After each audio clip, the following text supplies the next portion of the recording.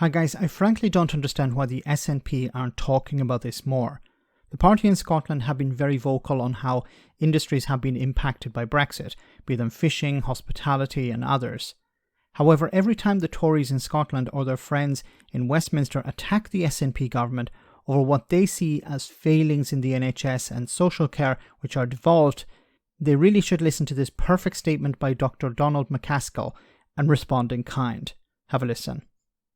It is a career. It is. This is an extremely professional or a group of individuals who are regulated, who are registered and who are qualified. There is a pathway. Yep. What there isn't is adequacy of resource. And if I could take on the Brexit point, yesterday was a day of shame for the social care sector in Scotland because it was 3 years since Brexit. We have lost thousands of frontline staff in nursing and in direct social care because of Brexit and an immovable visa system and an immigration system from Westminster, because people have left social care to go into catering and hospitality because they cannot attract European workers, and it has had a devastating impact. So let us not fail to listen to frontline social care managers and operators who say we are bleeding staff. And yes, immigration offers us a potential, but it does not offer Scottish providers who are small in size and who simply cannot afford the Home Office set criteria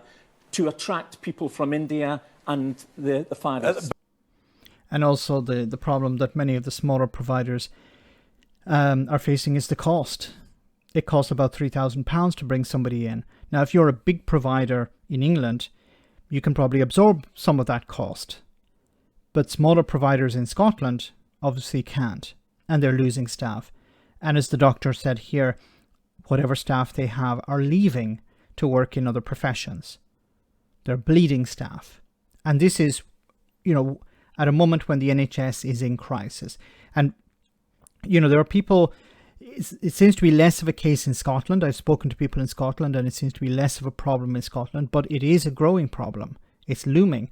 The fact that the social care sector is losing staff means it's going to become more difficult to move people out of hospital into social care because there isn't the staff available. And the Tory policy, which immigration is of course not devolved, it's a reserved matter. Westminster decides when it comes to immigration.